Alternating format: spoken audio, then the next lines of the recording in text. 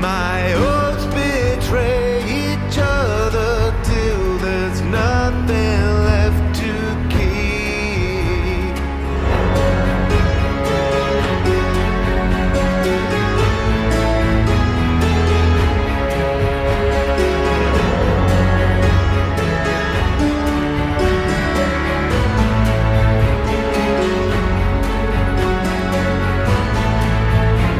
Only Us by Miracle of Sound. Alright, welcome back to the Shardbreaker podcast. This is episode 5 of Words of Radiance. This week we did chapter 18 to 23.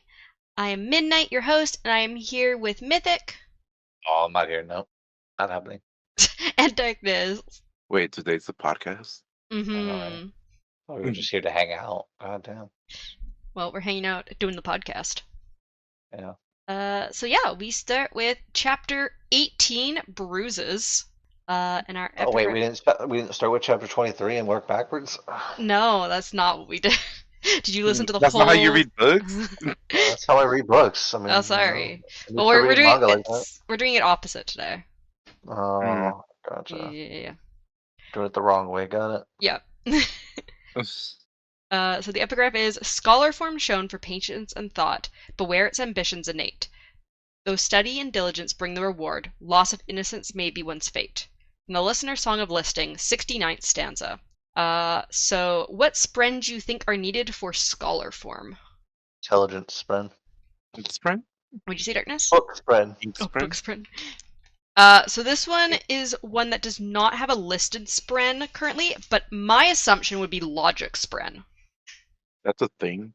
Yeah, right, Yes. wow. Logic spren. I thought logic spren had been brought up in book 1. About who had logic spread in Frick one? That I thought- doesn't sound I very thought- logical. I thought Yasna brought up logic spren.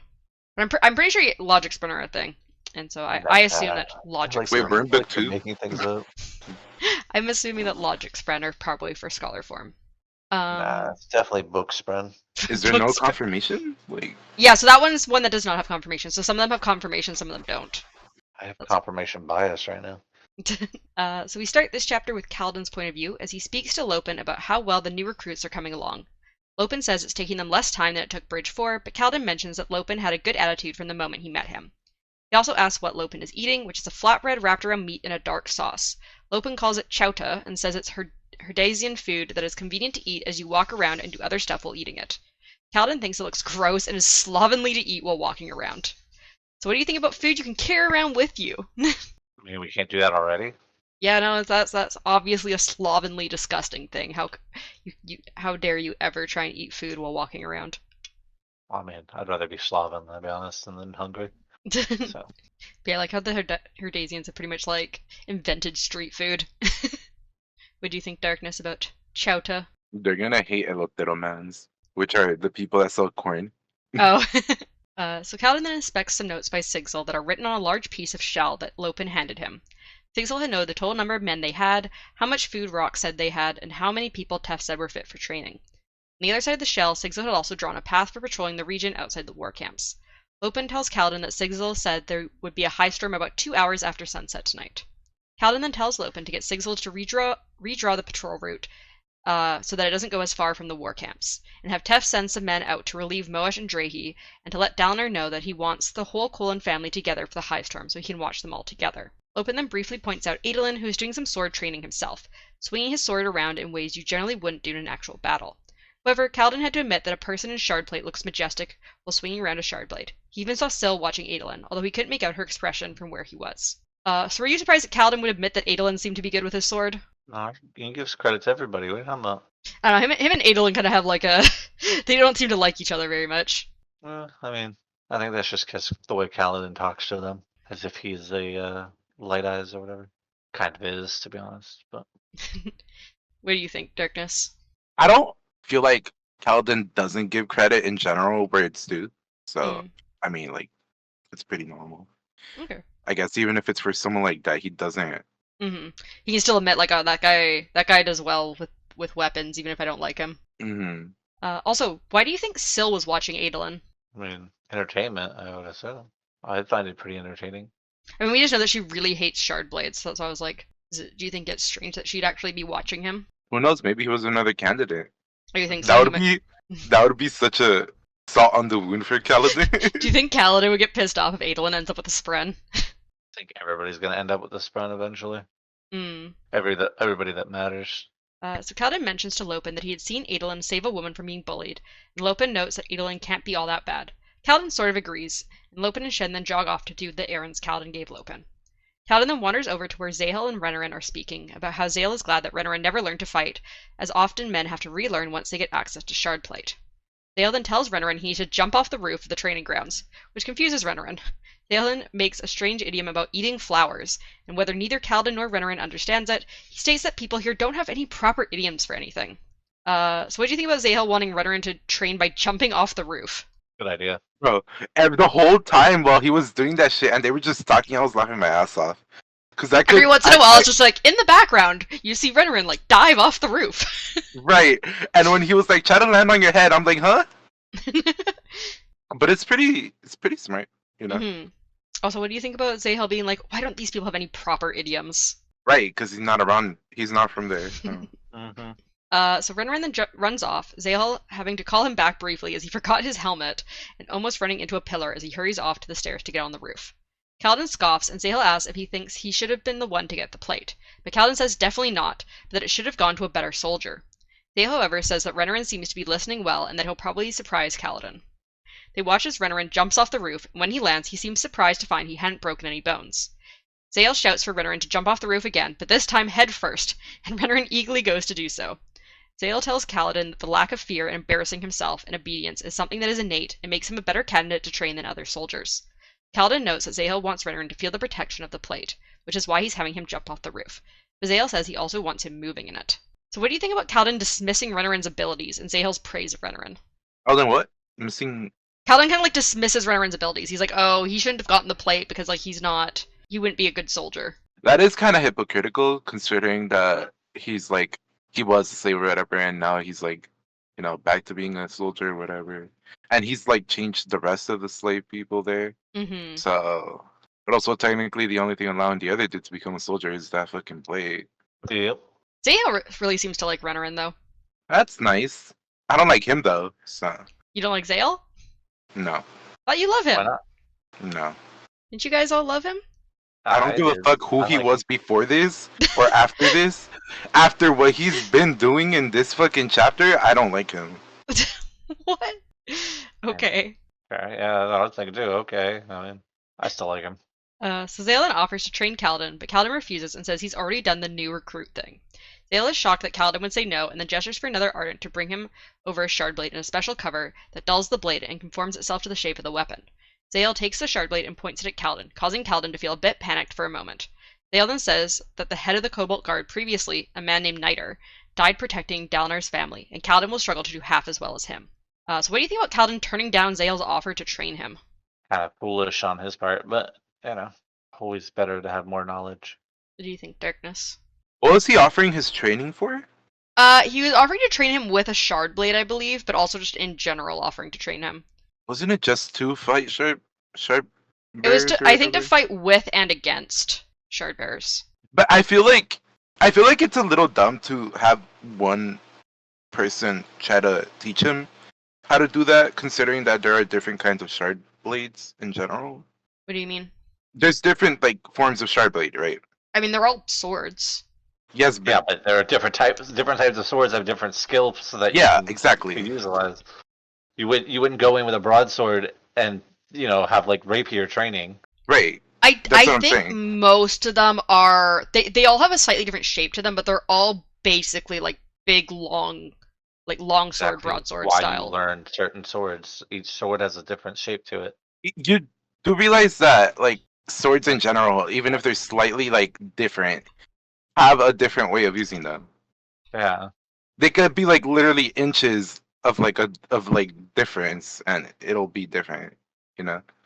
I think they still say it's just like because Shardblades are like so different from holding like a normal sword, like that's why people train with them because they like don't have the weight to them that a normal sword would. Mm-hmm. Also, don't cut like normal. Yeah, exactly. Like they don't cut through things like Yeah, normally. yeah. Like they'll cut through like Kinda crazy how non-living they cut- objects like butter. Yeah, it's kind of crazy. It's almost as if somebody, cuts a pillar or something. Yeah, I kind of feel like Kaladin though is being a bit like full of himself here, where he's like, I don't need to train under you. I don't need any more training. Well, he also doesn't just trust anyone, you know. Yeah, I mean, I just feel after like his he's experiences, I mean, including this experiences that are about to come, yeah, I can agree with that. How does he know? Oh, one day he's gonna go to training. He's gonna get backstabbed. You know. Oh, So Zaelin tells Kaladin that he will be facing men with shard blades when protecting Dalinar, and asks if Kaladin has ever fought a man holding a shard blade before. And Kaladin replies that he has fought one or two. Zaelin tells Kaladin to convince him to leave him alone and charges at Kaladin as Kaladin gets into a defensive position. Kaladin focuses on the shard blade, but Zael drops it suddenly and gets inside Kaladin's reach to punch him in the stomach before Kaladin can move his spear to block or attack Zael. Zael then punches Kaladin in the face, causing Kaladin to fall to the ground and roll away. Zael runs Kaladin around the training grounds as Kaladin avoids being attacked, waiting for Zael to tire. Zael tells Kaladin that if he was wearing shard plate, he'd be faster and wouldn't tire as easily, but Kaladin replies that he would use different tactics with someone wearing plate. Zael then replies that if this was an assassination attempt, he'd also be using different tactics, before running at Renarin. Kaladin chases after him, but Zael swings around and hits Kaladin's spear with the guarded shard blade, and a nearby Ardent throws a half spear to Kaladin as they are waiting for Kaladin's spear to be hit. Kaladin then tries to go in for an attack on Zael, sliding down on his knees to try to get in close. However, Zael kicks Kaladin in the face. Kaladin's vision swims, but he stabs his fake spear into Zael's leg, and Zael holds his shardblade to Kaladin's neck, telling Kaladin that he's dead. However, Kaladin replies that Zael isn't going after Renarin with a spear through the leg, so he wins. So what did you think about Kaladin and Zael's fight? I liked it, especially since Kaladin was very smart about it. It was like, I stabbed you in the leg, you wouldn't be able to go anywhere. Like, he'd probably be able to like limp off places, but he would Yeah, be but you ain't very going slow. very far. Yeah, you he'd ain't be very, getting very slow. far because he's not gonna be. Kaladin's not gonna be the only one there. Oh, I thought that was pretty smart. At This first, is- when he first said it, I was like, I mean, yeah, sure, you got his leg, but he got you.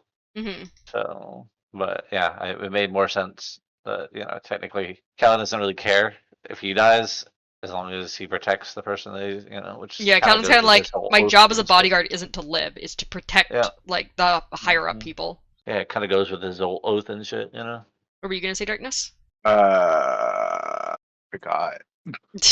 What was the question? Just what did you think about Kaladin and Zael's fight? Right. Is this before or after he does his little he tries to do his little magical shit? This is before. Okay. Well, I thought it was like while I was reading that in my head, I was like, how much of a difference would it have made if he used his Abilities. yeah. hmm I mean, and Zael doesn't know that Kaladin can like heal and stuff with Stormlight, so like all these punches and stuff, like they wouldn't take as much out of him as like a normal person. And he basically has a shard ability anyway, so it's probably making him better either way. I feel like he would just exacerbate that, put on shard plate or having a shard blade, but So suddenly he hears Adolin, who has come over, asking what Kaladin would do if the assassin had brought another Shardbearer friend. Zael tries to tell Adolin to not antagonize Kaladin, but Kaladin charges at Adolin, and he hears Adolin chuckle as he puts his helm back on. Kaladin feels the rage of all the men he hated as he knocks Adolin's sword and then slams his shoulder into Adolin's chest. Adolin stumbles and Kaladin knocks them both to the ground. Kaladin raises his spear, but Adolin had dismissed his blade and he heaves Kaladin up and away from him, throwing Kaladin 8 feet up into the air and across the training grounds. Zael angrily shouts at Adolin for throwing an unarmed sparring partner, stating that Adolin's father taught him better as he approaches Kaladin. However, Kaladin breathes in enough stormlight to heal himself without glowing too much, and then gets up and charges at Adolin again. Adolin begins to summon his blade back, and Kaladin kicks his fallen spear into the air and grabs it. However, as he gets closer to Adolin, his strength leaves him, and Adolin has to catch his arm as he falls. Zael's shardblade then goes to his neck again, and Zael once again says that Kaladin is dead. So what do you think about Adolin taunting Kaladin into attacking him? it worked, so he got the rise he wanted. Mm-hmm. 8 feet up in the air rise. Yeah, he just like, Zael was pissed. He's like, the fuck do you think you're doing, Adolin? Yeah, mhm. So Zael tells Adolin to go to his brother before mentioning that he now believes Kaladin that he has fought Shardbearers before. Zael says that although Kaladin did well, he barely knows what to do against a Shardbearer. Kaladin lays down on the sandy ground as Zael makes sure Kaladin doesn't have any broken bones. Zael also compares Kaladin to Adolin when Adolin first started training under him. Kaladin says he's nothing like Adolin, causing Zael to laugh as he walks away. Sildon floats over to Kaladin and he asks her where his Stormlight and Strength went during his training fight. Syl just asks who Kaladin was protecting. Kaladin replies that he was training like he had with Scar and Rock down in the chasms, but Syl asks if that was really what he was doing. Kaladin lays in the sand a few more minutes before getting up and walking over to Moash, drinking in a bit more stormlight to heal his wounds. So what do you think about Kaladin's powers failing him and Syl's response when Kaladin asked her about it? Yeah, I mean, I agree. If, like, he's not protecting anybody, he shouldn't have his powers. That's his whole fucking thing. Mm-hmm. This protection and, all that. This is where the powers dropped in ranking for me. Oh, yeah. Oh, what? In the ranking of, like, powers to the whole, like, in the entire Cosmere? Mm-hmm. So this is just specifically like Kaladin's order. Each order has its own type of oaths, and I feel like the Windrunner ones are some of the most harsh in terms of like abiding to them. So like Shallan does not lose her powers if she doesn't protect someone, because her powers she are keeps them pretty well when she lies. yeah. She's the thing is Yeah, that's what I'm saying. Shallan's specifically about lying about herself. If Shallan started like repressing the memories that she told Pattern, like if she suddenly started denying outright that she had killed her father, her powers would fail her. That's what I'm saying. So it's based upon your oath, and if your oath is, Yeah. as easily as just lying to people, then of course your power's not going to fail. But when your oath is to, protecting people, Mm-hmm. and you're not protecting somebody, it's not going to be very good to be used in a, Yeah. it's not going to be good to use in a sparring match, that's for sure. Yeah, so Kaladin was fucking around with his oaths, and Syl was like, nah, no more powers for you, buddy. Mm-mm. No. Mm-mm. I fucking hate powers like that, Loki. Well, that's why you're not a Windrunner, Darkness. That's why you're not a warlock with darkness.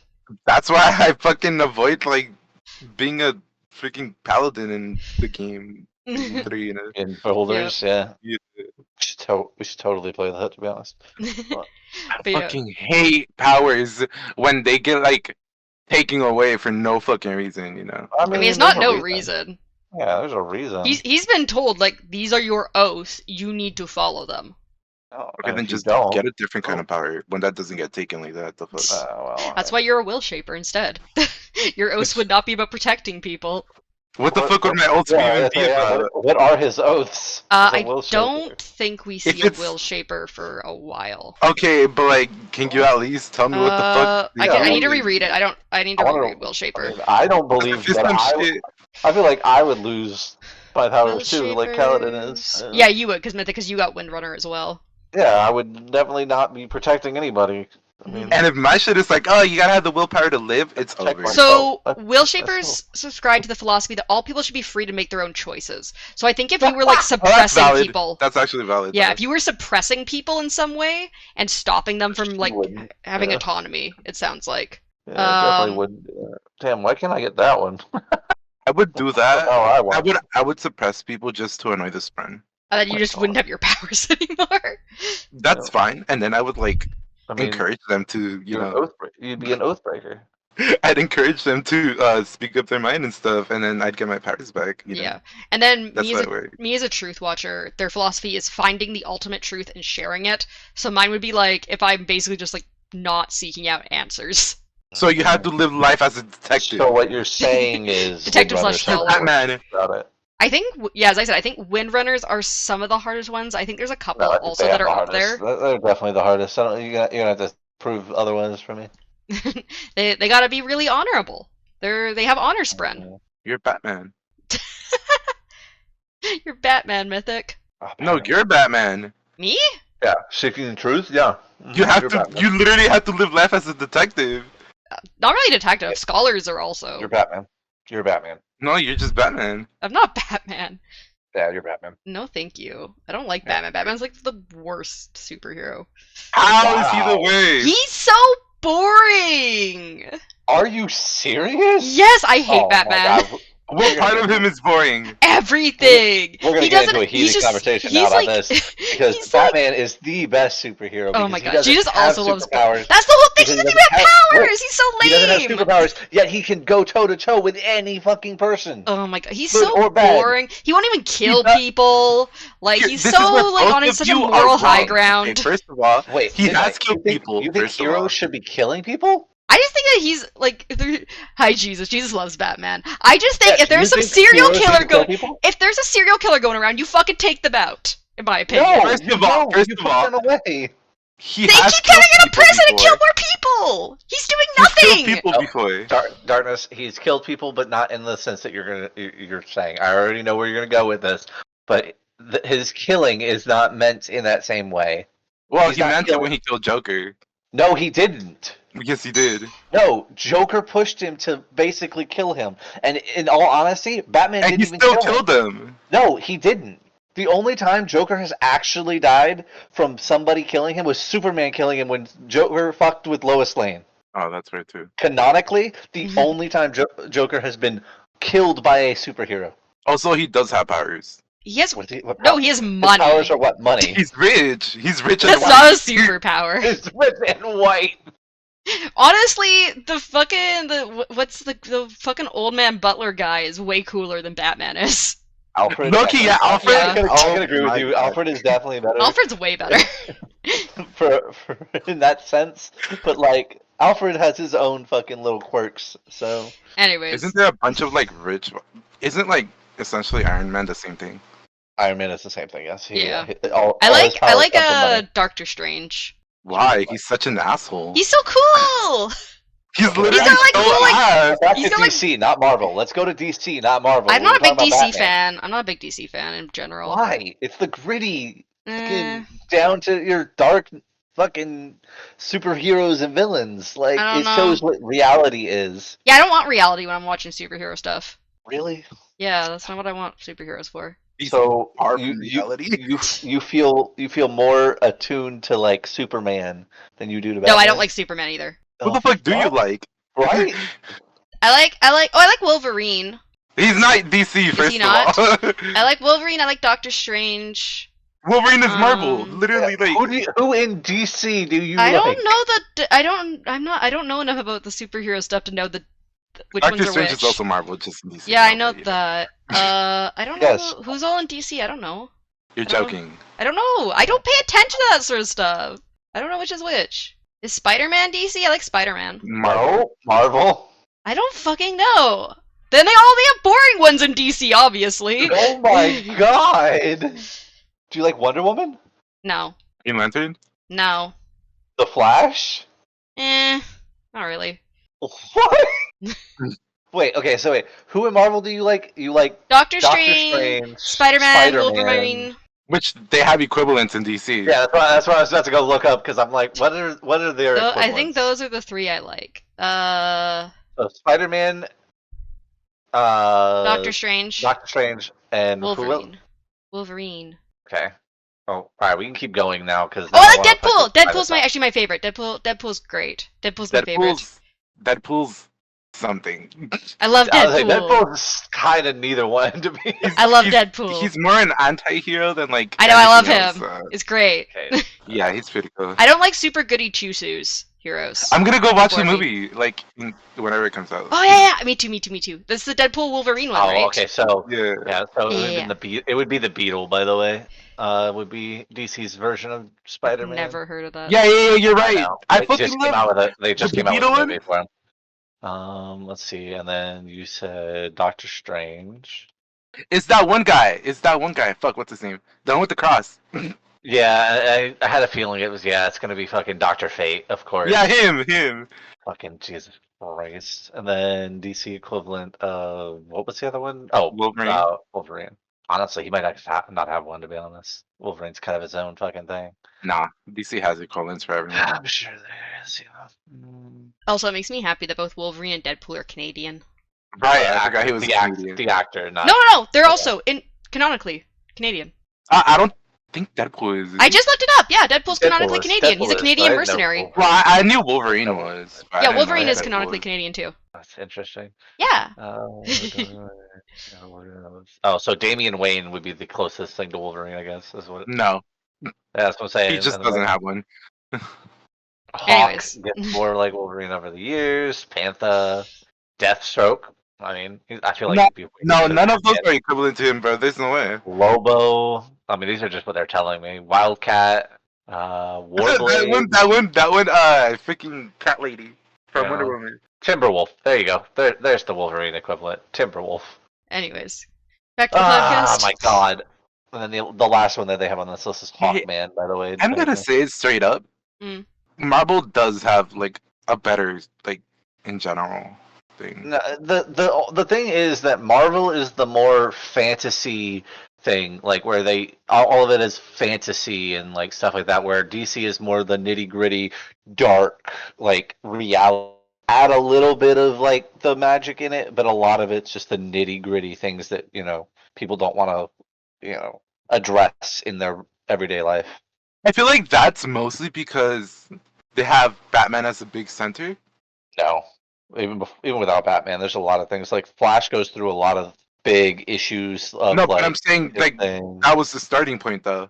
You think Batman was the starting point? Maybe. For the like gruesome and all that shit, only because Arkham itself is the center of like pure like chaos and darkness is like the Possible, but I don't like know.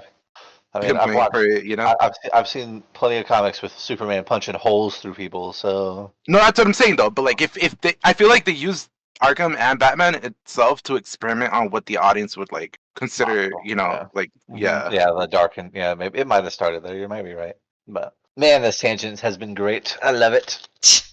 I'm waiting for the next wave of Marvel movies to come out because of the X-Men stuff. Right. Man, this is a great podcast, guys. Yeah, can we move on to chapter 19? Why don't we just make one like this? So we're gonna move A on to podcast chapter discussing all this. chapter know? 19. Chapter Which have a 19.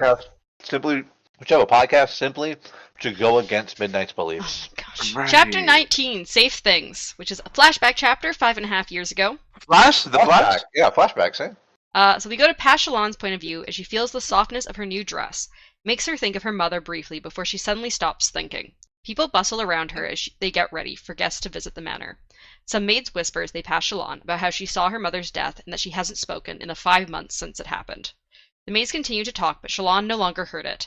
Other maids also whispered Shalon's name, as if she couldn't hear them just because she doesn't speak. So what do you think about the fact that Shalon has not spoken since her mother's death 5 months ago? I guess that's kind of what happens when you murder your father. Her father's not dead yet. Not yet, but it's always the quiet kid. You're right. That makes It so much is. sense, actually. It's always the quiet kid, I'm telling you, man. Quiet kid's the one that brings the gun to school. Gosh. But yeah, so Shalon's like super traumatized here and just like gone completely mute after seeing her mother's She death. watched her mother die? That's what they're saying. Yeah, that's what I'm saying. So I would assume she'd be pretty traumatized Yeah. if she watched her own mother die. Yeah. So suddenly Shalon's eldest brother, Hellerin, throws open the door, glancing around before going over to Shalon and asking if she's supervising. He handed her a leather satchel, grinning widely, and Shalon thinks that it was hard to frown with him around, before her mind goes blank again.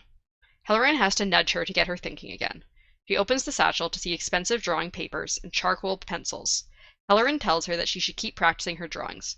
Shalon quickly begins drawing, ignoring Hellerin as he says he needs her to come back.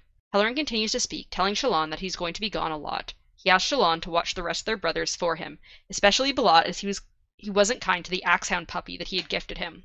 Shalon continues to draw, and Hellerin eventually glances at what she's... Axehound puppy look like? I think we've seen a picture of an Axehound before, haven't we? Yeah, we have. Have we? Or does it have an It axe was- for a head? I feel like, fuck, I don't remember, but is it the same Axon they were talking about, actually? I think it might be a different one. No, but I Maybe feel it's like a different one later. it was with the brother, right? Yeah, we got a interlude with her brotder Balat Why is last everything crab-like? because that's this world. What? They're big into sushi. How is that? I don't understand how they can call that thing a hound. Because it's like a crab dog. It's not a dog. What? Look how many legs that motherfucking thing has. But Shalon continues to draw, and Hellerin eventually glances at what she's drawing, bodies face down on the floor. He grabs the paper and crumples it before telling Shalon that she should draw safe things like plants and animals. Tears trickle down Shalon's cheeks as Hellerin says that they can't have vengeance just yet. So what do you think about Shalon drawing the scene of her mother's death? Did she describe it again? So it just says that, so Hellerin basically hands her some paper and pencils, right? And he's like, you should draw something for me. Right. She starts Yeah. drawing, and then he's like, it's like bodies face down on the ground, and Hellerin's like, nope, let's not draw that. Alright, guys. Here's an axe hound. I found one. Oh. Found an axe hound, guys. Oh my god, what is that That's monstrosity? That looks horrific. Axe hound, guys. Oh my god. I literally all I did was put axe hound in, and that's what came up. Nice. This is a plushie for an axe hound. That's I horrific kinda want it. looking. I kind of want it now. The face scares me. Oh, hey, I found It another looks picture. exactly what I picture it like. Here's they put another picture in here. There you go. Oh my Yeah, it's gosh. exactly what I picture too. Don't worry. Fucking weird looking. Just Shit. chilling with fucking Mickey and Minnie. Oh, hey, here you go. Here you go. This is exactly what an axe hound is. Oh my god. Oh my. Yup. Yeah, Yep, so piss for it too. also, what do you think about the fact that Halloran was the one to get Shallan into drawing plants and animals? Wait, who did? Halloran. So Halloran the tells her brother? here, like, you should draw Who is safe things Halloran? like plants. The That's her brother, oldest the brother. oldest brother. Who's Hellerin? I don't understand. Obviously, it's more about this axe hound than anything. He was cool. Is he dead? We don't know what happened to him. I think she says at some point in the first book that they were told that her oldest brother was dead by their dad, but they didn't have like confirmation of it. So he's Oh. not dead. We don't know. I got a theory. Axe. If in these books, if I don't see a fucking body, like I'm not saying they're Yeah, dead. they're not dead. There's been no body that Exactly. we've seen. Yeah, no body of anything. They're all still Even if alive. you see a body, it's kind of hard to say that they're dead. But you know, We saw Yasna's body. Yasna's dead. No, you've confirmed that she wasn't. No, dead. no, she's dead. Yeah, you 100% confirmed it. Nope. I don't know what you're talking about. That never happened. 100% confirmed it. Wait, However, how old was he when the mother got killed? I need to stop looking at axe hounds. I found a think. picture that I don't think I needed to see. It looked fucking cool as shit. Oh my gosh.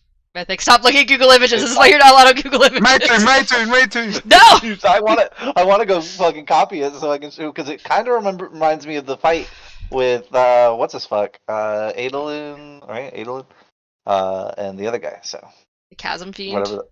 What am I? No. Will The Shaper? person, the Will duel that he did, the Shaper. duel where he was like beating the fuck out of the Oh, where dude. he was beating the That's fuck what out it of reminded me of. But it's all good. I don't know if it's a portrayal of that scene or if it's a scene coming up. So we'll just leave it at that. Alright. I mean, I could show it to you, but you know, I think it looked cool. I was asking, how old was the brother when the mother got killed? So when the mother got, I'm assuming he was mid to late teens because he's the eldest brother, and I think she's the youngest of all the kids, and I think she's got like 4 brothers. She And was she was like what? 11. She was 11 when her mom died. So I think her brother's got to be at least like 8 years older than her or something. He's I got think- that 20-year-old mentality though. As Yeah. I'm a 20-year-old. Yeah, I think he's got to be like late teens, early 20s at this point. What are the things called? Chasm fiends, right? If you search that up, No. But that's what Chasm they're fiends called, are right? like the Those really things. big ones that have the giant gem hearts that they've been. they're not chasm doing. fiends, they're What chasm if- fiends. What if funny? What if you know, the dogs turn into those? Yeah, that's my theory. Nice. That'd be funny as fuck. Yeah, my What if theory it's is that like- her dog turned into a chasm fiend? What if it's like them less turning into like whatever and more them like consuming everything around them that they get so fucking big? Because that's what essentially crabs do. Maybe. I don't want to send the picture to you. You can send the picture to me. Just I no more just wanna looking up know. stuff. I just want to know. Is this the fight? That is not the fight. You should not have sent Right. it. No, you should not have sent that in the main one for Darkness to see. You should have sent that to me privately. Just so you know, I I am studying this. We're just Trying to deleting see that. it too. I We're can just still see deleting it. Just so that. you know. What do you mean you can see it still? I deleted it. Yeah, but I clicked on it. Oh my god. So it's up. Yeah, that's a spoiler. Yay! Wait, I want the Yay, hammer, that's not though. a Spoiler. We're gonna move on. No more I didn't looking even at see the Google hammer. images. I didn't even see the hammer. Whoever's in the armor looks hot as fuck, Loki. Oh my gosh. Well, I Isn't mean, that right there though gives me more of an insight on like what the armor looks like, though. mm, Hey, what's wasn't even Adolin thinking about it like hair that. color? I have to leave the image. I can't even see it anymore. What's Adolin's hair color? Real Adolin quick? has blonde and black like hair. Interesting. Yeah. So he might need a wife, right? He might need a wife. I thought he had a wife. No. Shallan's supposed to be engaged to him. Yeah, isn't that Shallan's job? Shallan is gonna fuck Shallan? Jasna. We know that. No. She gotta bring her back to life somehow. Well, she already brought her back to life. She's already alive. She's gotta give her best. Anyways. Ooh, she's gonna give her breast to her. Oh. What the fuck? What is that on his hand? Okay, you need to stop looking at that image. It's not my fault. Jesus Christ. And who's dead on the ground? You need to stop looking at that image. It's a spoiler for later in the book, so This book? yes, it's in this book. Not like I'm gonna remember. I mean, Wait, is my that? thing is, my thing is, I don't even know what any of it is. I just looked at it and was like, oh, that's cool. How did I that thought come it was up the when you fight looked with up Buster. Axe Hound? I don't know. Because that didn't come up when I looked up Axe Hound. It's because Adelyn's a dog. Oh my Yeah, god, I he is know. a golden retriever. He's a golden axe hound. Anyways, so father then comes into the home, wearing traditional clothes instead of following the popular fashion trends. He states that he heard that Halloran was getting a carriage ready and that he doesn't want him gallivanting off again. Halloran replies that there are more important things in this world than him and his crimes. Halloran then calls their father a murderer, and their father gets angry, saying he could have Halloran imprisoned even though he was his heir. Suddenly, Halloran summons a shard blade and points it at their father's chest. Halloran says that he should shove his blade through father's chest, as he is a vile corruption on their house. Father tries to say that Halloran doesn't know what he thinks he does about their mother. Halloran, however, cuts him off, saying he won't believe his lies. Shallan then speaks for the first time since her mother's death and begs Halloran not to kill their father. Halloran is shocked that Shallan would speak now to defend their father. Where the fuck do you think Halloran got this fucking shard blade? I think, huh? Where do you think? What do you think about Halloran having a shard blade all of a sudden? I mean, I feel like that's gonna be Shlong's soon. You think the father kills the brother and the? I And think then the brother killed the Shalon. father, and then Shlong took, The blame? Yeah, there you go. You think so? Yep. I think she blames herself, but I think she did it. I think she claims that she did it, but she didn't actually do it. Also, But then it would be a lie if she said it to the thing. It is a lie. What are you talking about? She lies to everybody in her powers work, so. well, no, Isn't that her truth? thing, she has to say truths about herself in order to get her powers. Yeah, well, I mean, she believes it, so it's the truth. So do you think their father was lying, or do you think Shallan's brothers don't know the full truth about what happened to their mother? I Interesting. mean, I agree. I don't think they know the full truth, but Shlong killed him, so Well, whoever killed the mom had a shard blade. yeah, that would be Shlong in her fit of rage. What do you think, Darkness? Do you think that the brothers know what really happened with their mom, or do you think that they just don't listen to their dad, so they just like haven't heard the full truth? I don't think they Didn't their dad- know. Didn't their dad kill their mom? That's what it's kind of been implied. We don't really know. We saw the mom after she was already dead. We just know that Shallan and her dad we were saw there. the body?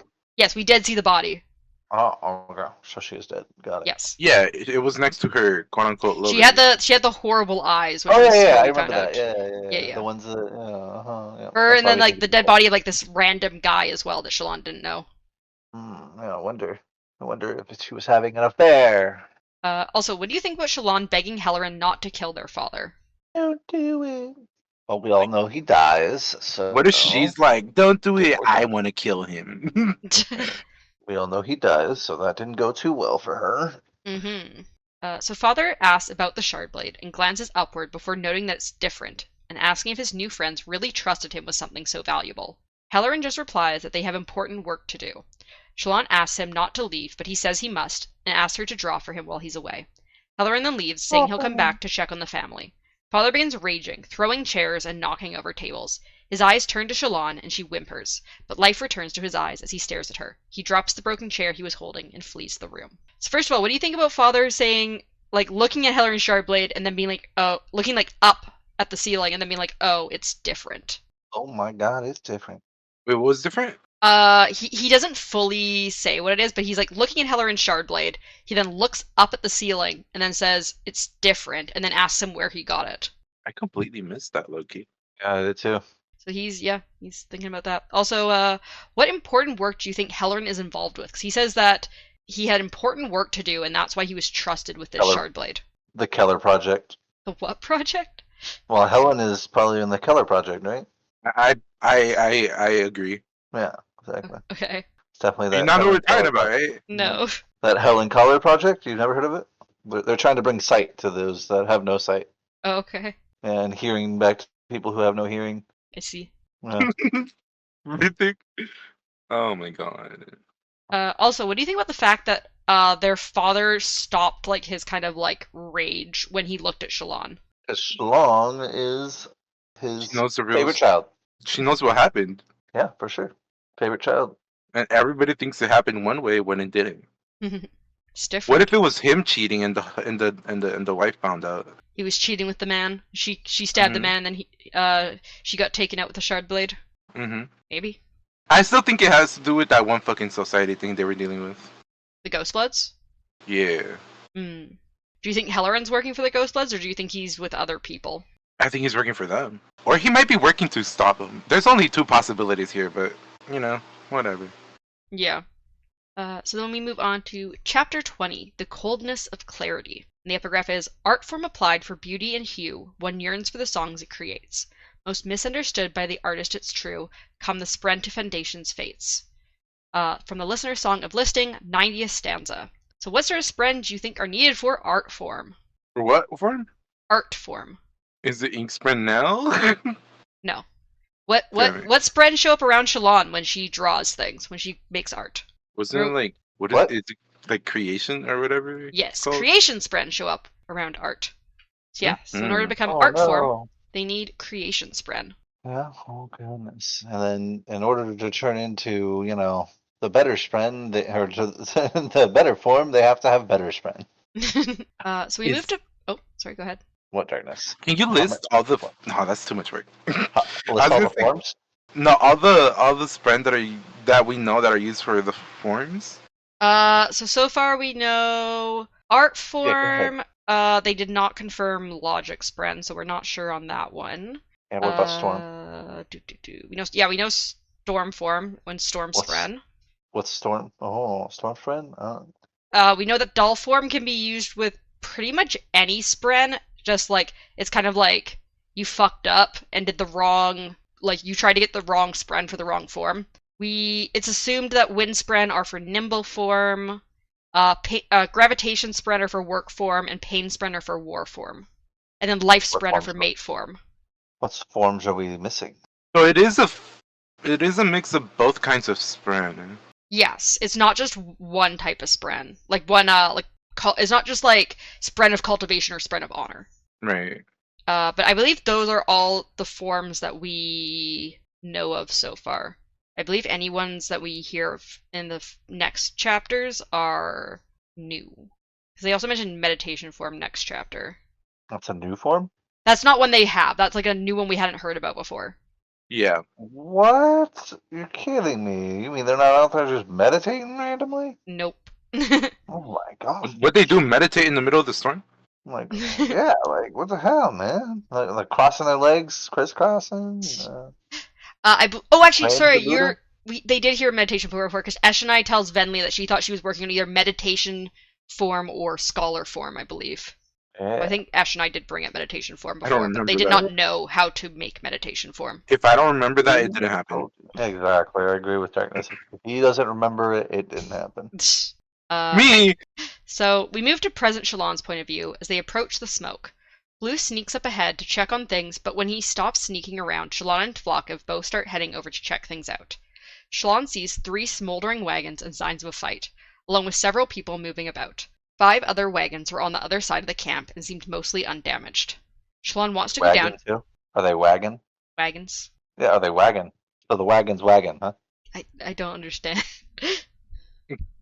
How do you not understand? Or wagon's wagon? Are they wagging? I Yeah. don't understand what you're trying to say. Oh my god, Midnight. Yeah, how do you not know, Midnight? How do you not know if a wagon's wagon? I don't understand. Anyways, Shalon wants to go down to meet up with the other merchants, but Tvlakov wants to hurry on ahead as the bandits following them may go for these people instead of them. A woman suddenly speaks up near them, stating that they brought the group of bandits to them. She explains that the bandits that were ahead hadn't been defeated, just run off when the fire got to be too much, but they would likely be back sometime soon. So what were your first thoughts when you heard that there was a second set of bandits around? Kinda wild. They were gonna die, though. That's what I thought of. Like, oh, well, you're gonna get murdered.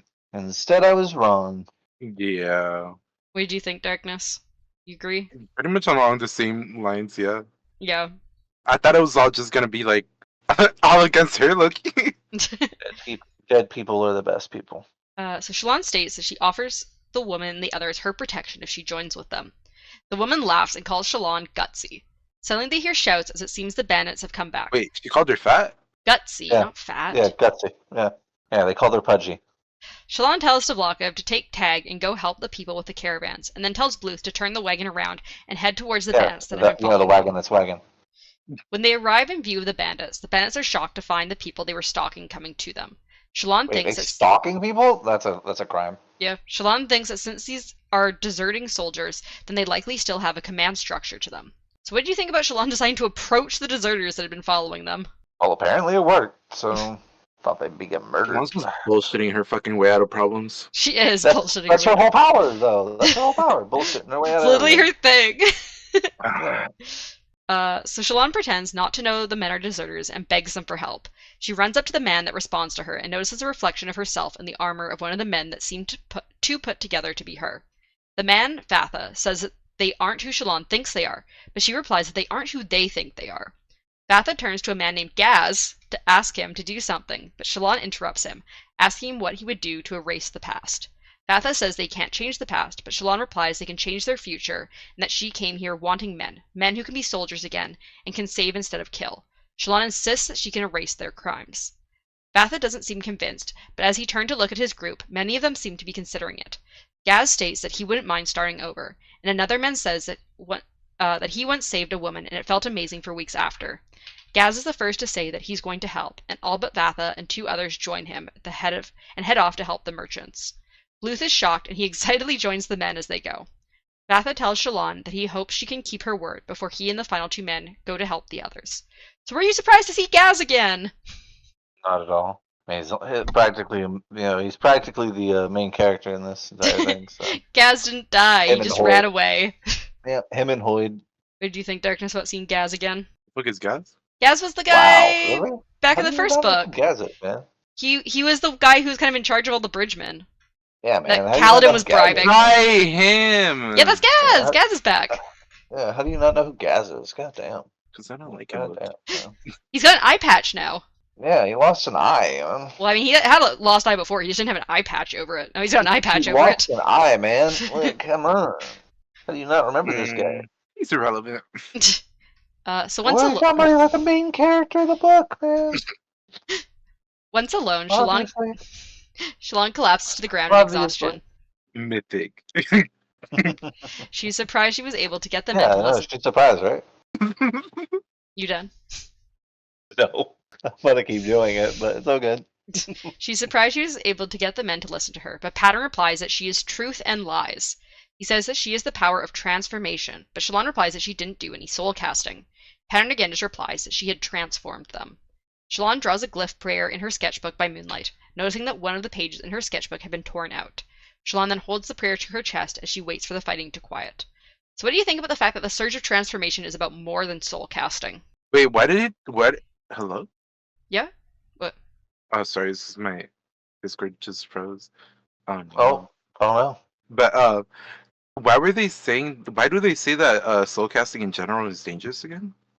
Yasna calls it dangerous, and if you remember back when Shalon was trying to convince the stick to become fire, she had to be, like, partially in Shadesmar, so it's, like, dangerous if you get, like, stuck in Shadesmar. Does that happen with the Fabros too?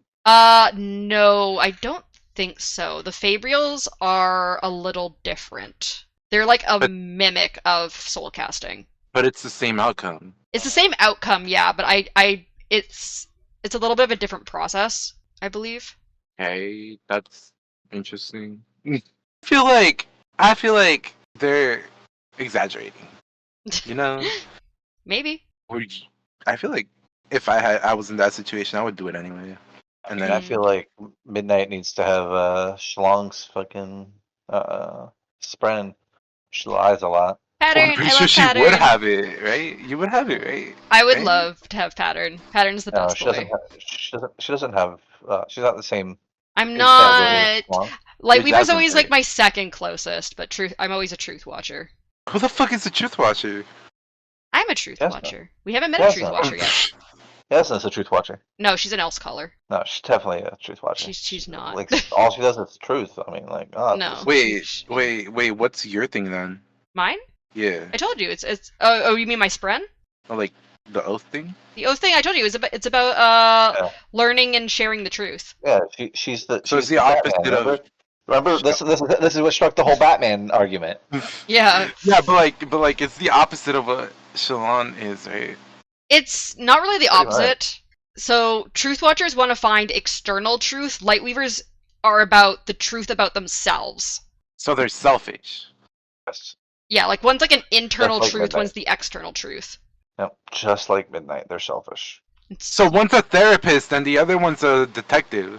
No, I think the Truth That's Watchers all are more it therapists because they're helping other people with the truth. Does that make me like a motivational You're a will Speaker, shaper. trainer? I'm like You're a a motivational speaker for sure. I'm like a Sure. I'm like a trainer. Like a coach. Yeah, Pokemon trainer. Don't worry, Midnight, you got this. Speak your mind. So we move on to chapter 21, Ashes. And the epigraph is, meditation form made for peace, it said, form of teaching and consolation. When used by the gods, it became instead form of lies and desolation. From the Listener Song of Listing, 33rd stanza. So what do you think about the fact that meditation form somehow becomes a form of lies and desolation? It's already lies, desolation. It's meditation form. Lies? Lies. Lies. Lies. Meditation form, lies. Lies. Lies. In what way? I don't know. They say that when used by the gods, it becomes a form of lies and desolation. So it's generally a good form, but when the gods come and use it, it becomes a fucking evil as fuck form. Wonder why. It's almost like God's lie to people, just like Maybe it's cops. because they can like communicate with people like that. Maybe. So we continue with Shallan's point of view sometime later after the fight is over. Shallan closes the eyes of Bluth's corpse as Vatha goes around executing the last of the bandits. Bluth wasn't the only casualty, but they had won the fight against the bandits. Shallan then notices a piece of paper in Bluth's pocket and sees that it's the drawing she had done of him looking like a soldier. She thinks that she was wrong, that Bluth hadn't been a good start to her collection of drawings, and she takes the drawing back. So what do you think about Bluth seeming to be encouraged by Shallan's drawing of him? I knew when I was reading I would forget this guy, but this is the guy that she made the drawing of, right? Yeah.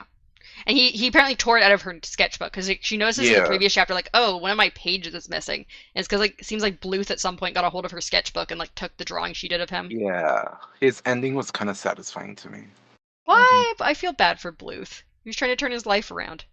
Well, he ended up how he was supposed to. Dead? A hero of multiple nations. He brought the Avatar back.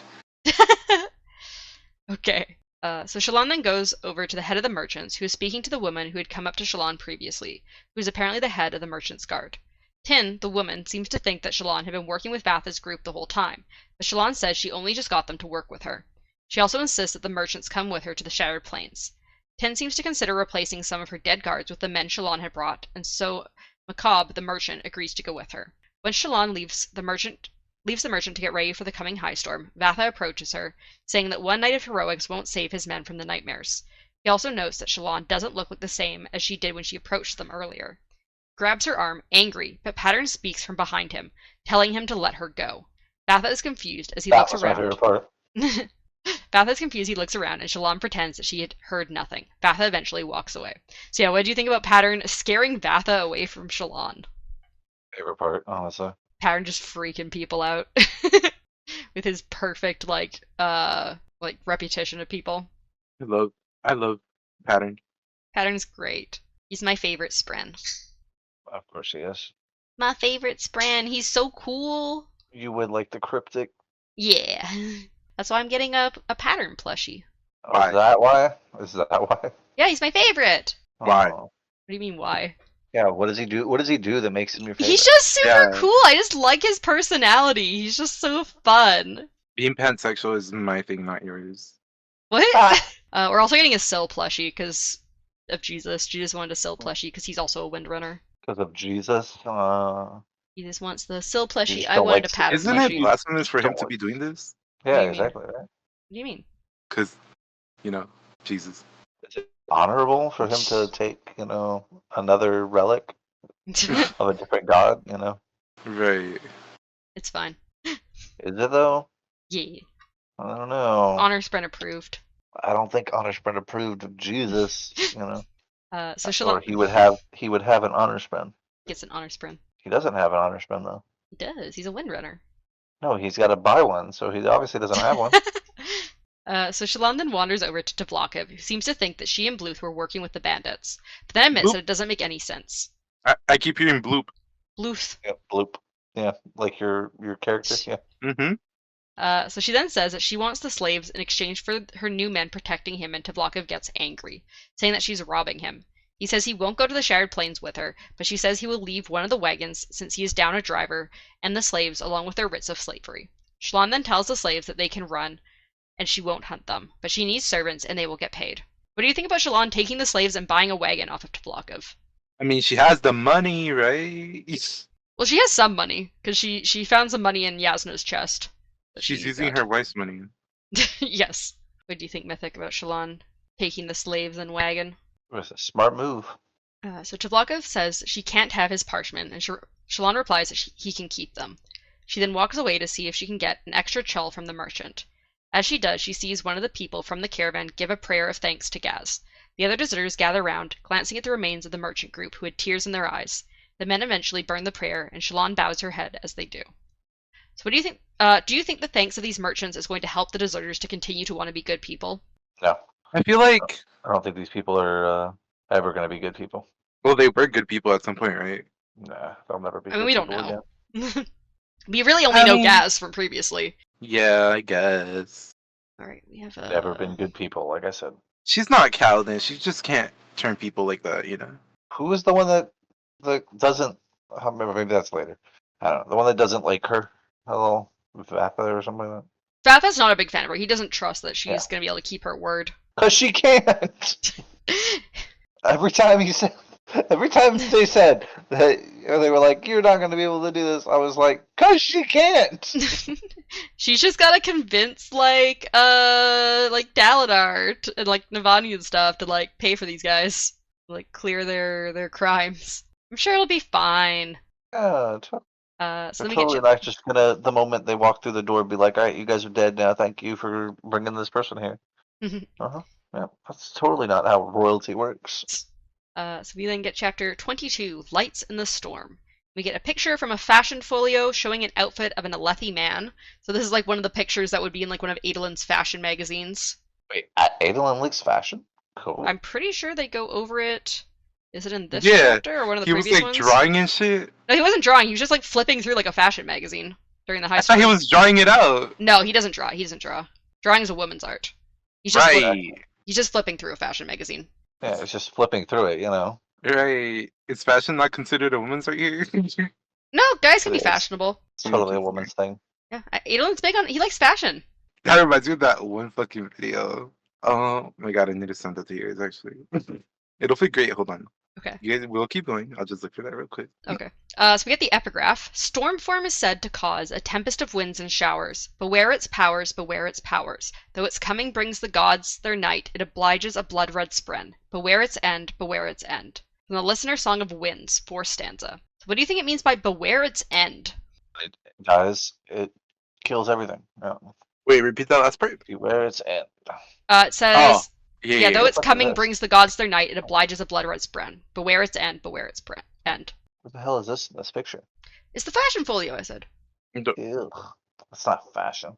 It's almost That's- as fashionable as the well, I can't think of her name. That's the what Bleach Adolin Force. wishes he could wear, but he's not allowed to because his dad's all about the codes. He's like, no, you gotta wear your military uniform. You can't wear fashionable clothing. So we then switch back to Kaladin's point of view as he waits in a room during the high storm. He feels like something is trying to come in and sees faint red light seeping around the edges of the shuttered window. He feels like eyes are watching him from the other side.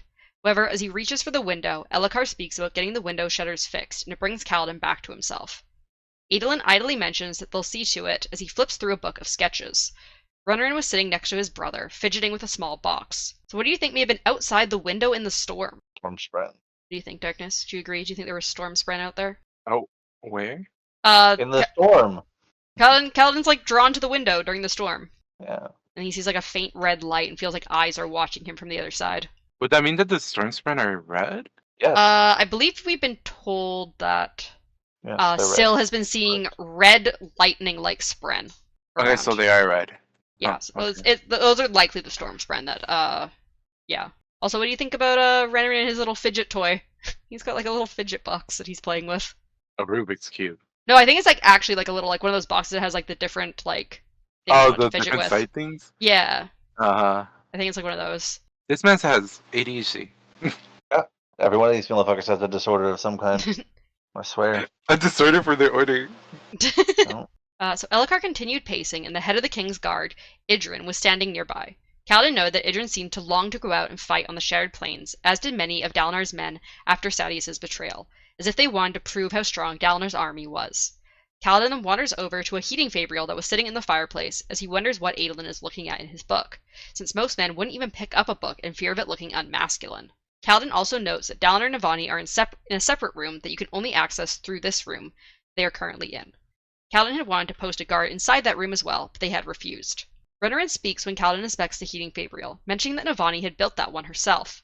He also mentions that the world seems to be constantly changing, and Kaladin silently agrees. Kaladin then finally gets a chance to look at the book of drawings that Adolin had been looking through, and is shocked to see that it's a fashion magazine. Adolin slams the book shut as Kaladin mentions that Adolin only wears uniforms. Kaladin is honestly confused, but Adolin seems to think that Kaladin is mocking him as he angrily asks why Kaladin is here. Kaladin just replies that it's easier to protect them when they're all in the same room. Mhm. So what do you think about the little interaction between Renarin and Kaladin? Well, Renarin doesn't seem to like him very much, so. Well, he does. He's just mentioning the heating fabrial stuff. Doesn't like him. Totally not in love with him at all. You think Renarin? I mean, Renarin and My- Kaladin, I think, are around the same age. I was gonna say that's my Totally theory, not but my theory is that everyone's in love with everyone, so. age is how we determine whether somebody's compatible with another version. Is that what you're telling me? No, I'm just saying they are around the same age. Are we being ageist right now? Sure. Also, why do you think Adolin was angry that Kaladin brought up the fashion magazine? Because he thinks it makes him look unmasculine, obviously, and he's not wrong. What do you think? Are we gonna Darkness? have a little debate on who's gonna bottom? No, we're not. So, Darkness, who do you think Oh is my going to God, bottom? We're then? not going into that I discussion. think that they're gonna both take turns. Oh, you think they're a switch? Mhm. Interesting. Eventually, Midnight, what do you think? I Midnight, don't who do you think? care. Who do you think in this book is asexual? don't asexual? Yeah. I think Yasna I like is how aromantic. that got her attention, by the way, Darkness. She thought I was going to say That's something not- else. So she was like, I don't care. Wait, I think- asexual? No, aromantic. I think Yasna is. Do you think Ah. Yasna's aromantic? I don't No. think so. I also think No, you Kaladin don't might think be so? asexual. You think Kaladin is asexual? He's Oh, wow. definitely not. What are you talking Yes. about? Who do you That's think my headcanon. he has shown it? Yeah, who do you think he's shown interest in, Darkness? That Storm he has Daddy. showed interest. Oh my god. Kaladin as like a preteen, young teen was very much like, I don't understand why Laurel like is acting weird around me. Oh, he did show interest in that one girl though. And you found out later, oh, my dad wanted me to marry her. Interesting. Very interesting. What if plot twist, right? What if Plot twist. Adolin is the one that's like asexual and that's why he keeps like leaving women because he Also, just doesn't want to deal with it. also, I'm pretty sure Kaladin mentions at some point in his flashbacks in the first book that he's like, oh, like, all sorts of other boys my age are like looking at women's like chests and like hands and stuff, I and I'm kind of just like, don't, I don't get it. I don't do that kind of thing because I'm a different person. Kaladin's my headcanon is Kaladin's asexual. Yeah, I could see it. I like that. I like that you originally were going to be like, we're not talking about. Wait. I'll talk about whose sexuality I think it is. I'm not talking about what they're doing in bed. Yeah, whether they're a bottom or a top. Yeah, I'm not What talking do you about mean? that. That's I a mean, we great can topic. totally have I that don't need to conversation. know those things. Why don't you need to know those things? Because I don't need to know them! They don't interest me! Why don't they interest you? I don't understand. Why do you think they don't interest me? Come on, say it out loud. Say it with your chest. You know, the one that Kaladin's not looking at. Anyways, eventually the storm passed, and Dalinar and Navani come out their separate room. Navani's holding a Yeah, does notebook. he see something though? Said, did he actually see something though? His men had heard rumors of Dalinar's fits during the high storms, and Kaladin was very curious, especially if Dalinar Yeah, was we going call mad, them fits. as it could affect his men. Kaladin asks if there are any numbers, but Dalinar says he didn't see any. Kaladin wants everyone to stay here for a little bit to keep watch, as the numbers don't always appear right away. Kaladin then overhears Dalinar speaking about his visions quietly, although he changes the conversation when he notices Kaladin nearby. So do you think Dalinar will eventually reveal the nature of his visions to Kaladin? Yes, just like Kaladin apparently fucking thinks he can give up information about his past. I feel like. I feel Dalinar- like Dalinar, the whole vision thing Mhm. is a not good thing. Anymore. I I see. feel like Dalinar is not a good thing in general anymore. You don't trust in Dalinar? No. No, he's the reason. Him and his fucking brother, they should have both died. So the conversation moves to Adolin's duels and how no one is accepting his requests for duels anymore. Apparently, he would Yeah, 'cause you're constantly get beating their ass, man. Of people Of course nobody wants to fight you. wanting to duel him when he wasn't allowed to, but now he was having to consider fighting people with only one shard instead of full shard bearers. They also mentioned potentially trying to get Amaram to become part of Dalinar's princedom instead of Sadius's, but Amaram apparently wants Dalinar and Sadius to reconcile instead. Moving He's back to anti-Semitic. I found the video. Reconcile? Wait, what? You found what video? The video I was talking about earlier. Oh, The one that reminds me of Adolin. oh God. Go on, Midnight. where was I? But yeah, apparently they want them to reconcile. Moving back to Adolin's duels, Kaladin asks if Adolin beating a bunch of shard bearers wouldn't make the others less likely to want to fight him. Adolin doesn't think so, but Dalinar agrees that Adolin needs to choose his opponents wisely, as he won't be able to fight every shard bearer in the war camps. The ultimate goal was undermining Sadius, and potentially even killing him in a duel. So do you think we'll get to see Adolin and Sadius duel at some point? No. I feel like it's gonna be a plot twist and it's gonna be like Renarin dueling him or some shit. You hit in the background. Fuck. Oh my God, darkness. Wait, let me just send it a minute. Fuck it. Hey, fuck it. Yeah, take a second, Midnight. Okay, Hey, I'll watch take a this second. TikTok. Where is I it? could totally see it. It's totally him, though. I can see it. God damn it. Now I need to make a fucking meme video for fucking Adolin. Oh my gosh. That'd be Oh my God. hilarious. Hey guys, there's totally this really cute guy that, has been killing all these people. I don't know if he's gay or not. So Oh God. Adolin and Renarin finally leave, a couple of Kaladin's men following them. Kaladin notices Moash by the door, yawning, and realizes he's been working his men too hard. He needs more men. Kaladin tells Moash and Bissig to head back to get some sleep, but says he'll stay here for now. Moash insists that his shift is almost over and that he'll head back once it's done, and Kaladin relents. Kaladin then approaches Dalinar, asking to speak to him, and Dalinar says he'll meet with him in a moment. Once Dalinar meets with Kaladin, Kaladin begins to tell Dalinar that he was a soldier in Amaran's army, and that Amaran had betrayed him and his men. Dalinar thinks it was just that he told them. Dalinar thinks it was just a poor strategic decision, but Syl gives Kaladin a nod to keep going. Kaladin continues speaking, stating that he was the one who killed the Shardbearer, and Amaram killed his men, and then branded Kaladin a slave so that he could have the plate and blade for himself. Dalinar asks if Kaladin has any proof, and Kaladin replies that Amaram had men there, but he isn't sure about them. Dalinar says he'll speak to Amaram about it, but to not speak to anyone else about it for now. Kaladin tries to protest, but Dalinar replies that Kaladin walks a fine line between insubordination and helpfulness. What do you think about Dalinar's reaction to Kaladin's retelling of his time with Amaram? Well, it's gonna get Dalinar in trouble because Dalinar's gonna go over there and make a, semi-false accusation, and then all of a sudden, he's gonna be a target of some assassination attempts, like the king. What do you think, Darkness? We still don't have. Do we? God. Tweet, It's because tweet. we don't know if the first attempts or whatever thing were tied to everything that's happening now, right? Like we didn't get a resolution to what happened with the horse thing or whatever in the first book. So we Didn't did we get a not? resolution. We got a resolution to the saddle. Elhokar did that himself, but we did not get a resolution to what happened with his shard plate. Yeah. They're still investigating that. And we do know that the wife of We've Sadius or investigated whatever, ourselves and found nothing wrong. the wife was like, "Oh, I got like people on their side or whatever." Yeah, right? she's got like spies in Dalinar's camp somewhere, so they're keeping information on him. I hate that we just completely like we got that one bit of information and glossed over it for the rest of the so far. Well, you haven't glossed over it, so I Well, think we're good. well, yeah, but like that just adds more possibilities. I still, low key, even though it's probably not gonna happen, I still want it to be that one woman, One woman.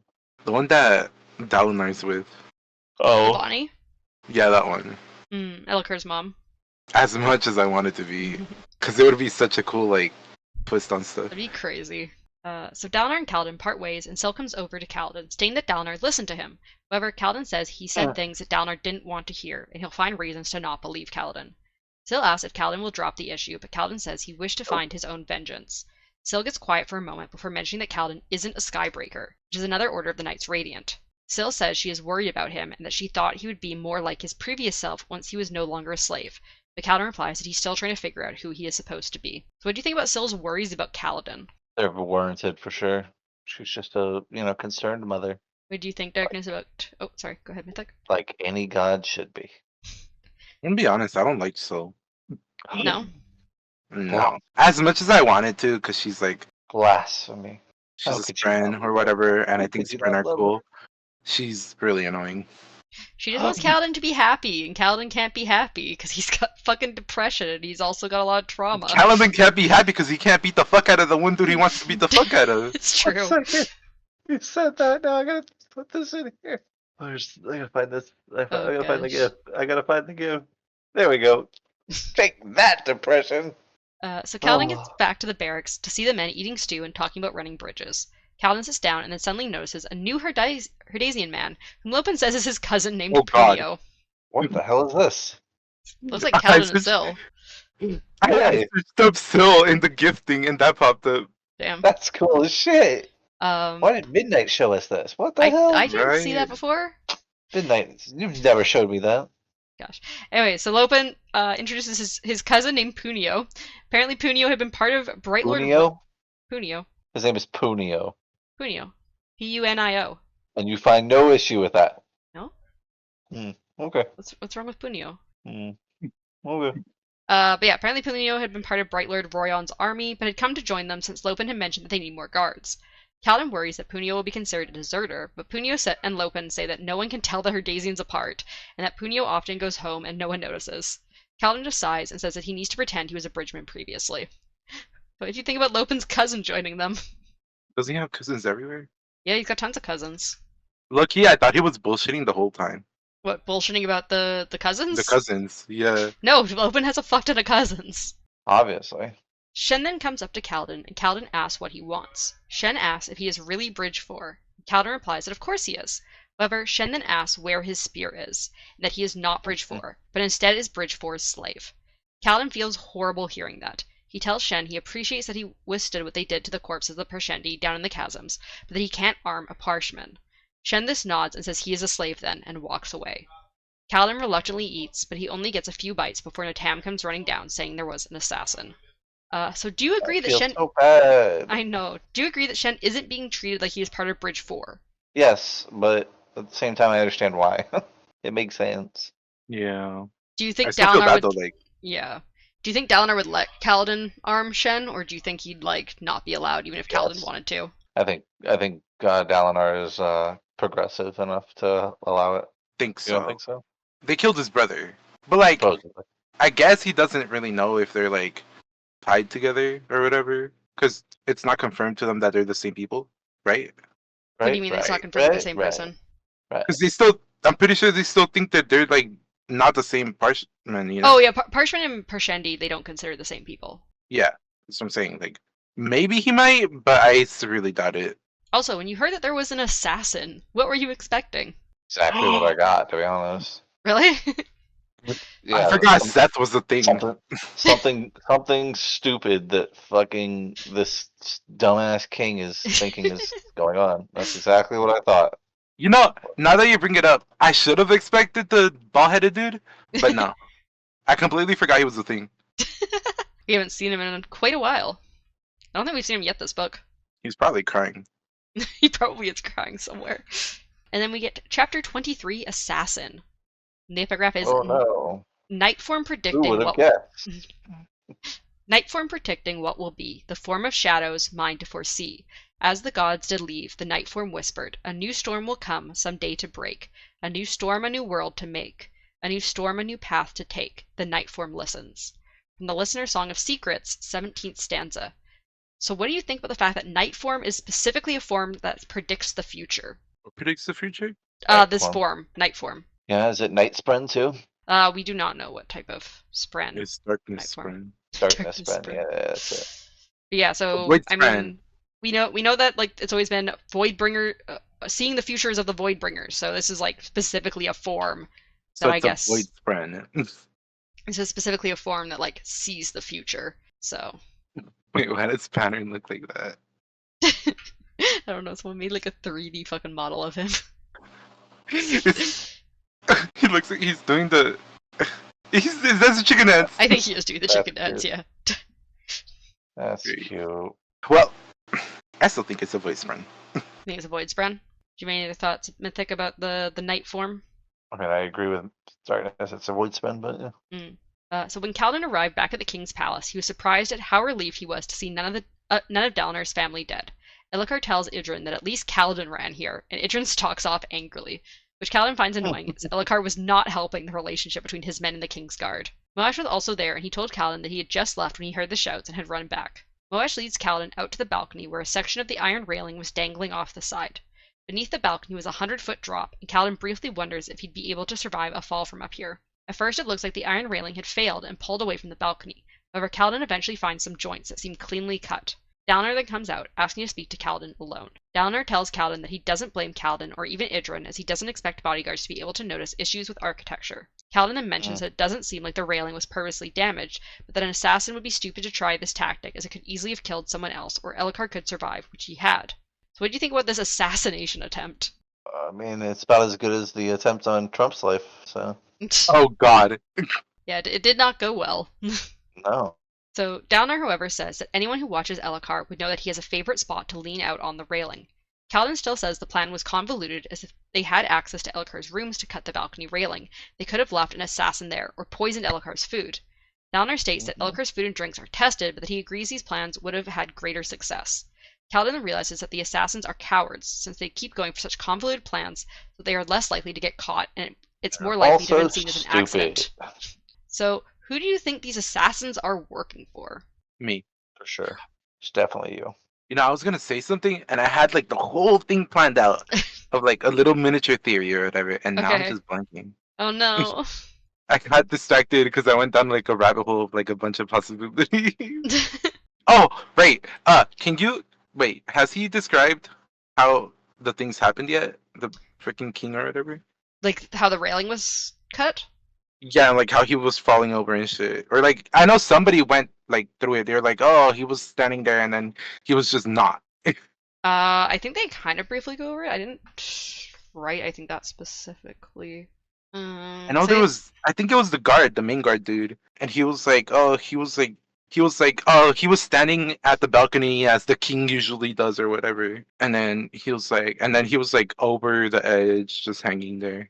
Oh yeah, I think that I remember Picturing that him hanging is kind of funny, to be honest. I pictured him a different kind of hanging. Yeah, there was a guard. Yeah, that mentions that. Right. Does he go into more detail, or does he It just says basically say specifically, that? I was here when it happened, watching him on the balcony. It fell right out. Barely a sound. I was standing here looking out at the plains and thinking to myself, and next I knew, His Majesty was hanging right there, holding on for his life and cursing like a caravan worker. Okay, what if it was a bunch of fucking like Bren pushing him? Like I you're mean, telling me that's not possible, right? I mean, they mentioned afterwards that it was obviously cut with a shard blade, the railing. Right. So like he was leaning on the railing. It had been cut, so it like falls away. I don't believe that though. Okay. Oh, that's you don't fine. believe it? I don't think it was a shard blade. Oh. Okay. What do you think it was then, Darkness? Not a shard blade. Oh, an honor blade? No. Well, that would be cool. Because that means that one dude is here. Or at least somebody who carries one. I mean, we know he's on his way here. Supposedly. Supposed to come kill Dalinar. Supposedly. So Kaladin then points out the cut in the iron made by a shard blade, and Dalinar states that these attempts are likely by someone with easy reach of Elhokar, a servant or a guard. Dalinar states that he can't trust anyone and asks if he can trust Kaladin, to which Kaladin swears that he can. Dalinar wants Kaladin to begin guarding Elhokar with his men personally, and he'll make Idris a soldier and make sure he knows it isn't a punishment. Dalinar then states that these are not the assassination attempts that he was expecting and that the storm is still to come. When Dalinar opens the door to go back inside, Kaladin can hear Elhokar whining about how no one takes his fears seriously, that they should be looking into what he sees in the mirrors, which confuses Kaladin. Kaladin can't help but find himself judging Elhokar for not having more composure, even though he did almost fall to his death, although he thinks that Dalinar likely wouldn't be ranting and raving if the same thing had happened to him. But his job wasn't to judge, but to protect these people, somehow. So, do you remember what Elhokar sees in the mirrors from Book 1? Himself. That's crazy. I wouldn't have expected that. I know, So, right? Elhokar mentions very briefly in Book 1, he's like, there's these, because he says, like, he constantly sees, like, assassins coming for him, and he's like, they're like these, he's like, I keep seeing them, they're symbol heads in the mirrors. Cryptid. So he's seeing cryptids following him around in the Cryptids. mirrors.